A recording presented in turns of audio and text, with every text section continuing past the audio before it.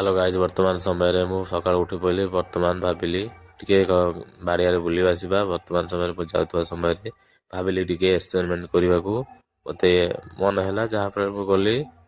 ଦେଖିଲି ଯେ ଗଛରେ ଏଟା ସବୁ କ'ଣ ହେଇଛି ତମେ କମେଣ୍ଟରେ କହିବେ। କେମିତି ପ୍ରକାର ସବୁ ବୃକ୍ଷ ସେଟା ବିନା ସାରରେ ରହୁଛି। ତମେ ତ କେବେ ଖାଇନଥିବ, ବର୍ତ୍ତମାନ ସମୟରେ ତମେ ଖାଇବାକୁ ଚାହୁଁ ଯଦି ଲାଇକ୍ କମେଣ୍ଟ ସେୟାର କରିବାକୁ ଚାହଁ। ବର୍ତ୍ତମାନ ସମୟରେ ଦେଖିପାରୁଛ କେତେ କ'ଣ ହେଇଛି ଫଳ, ସେଇଟା ତମେ ଦେଖ।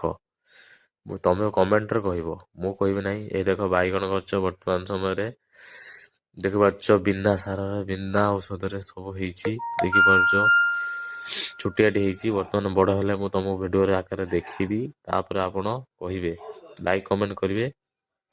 ଦେଖିପାରୁଛ କେମିତି ଆମେ ସୁସ୍ଥ ପରିବେଶ, ସୁସ୍ଥ ଖାଦ୍ୟ ଖାଇ କେମିତି ଜୀବନଯାପନ କରୁଛୁ। ଆପଣ ସେପରି ଜୀବନଯାପନ କରିବାକୁ ଆଗକୁ ଚେଷ୍ଟା କରନ୍ତୁ। ଯେପରି ସାର ବିଷ ପରିମାଣକୁ କମାନ୍ତୁ। ଆଗାମୀ ସମୟରେ ଭବିଷ୍ୟତ ଉଜ୍ଜଳ ରହିବ।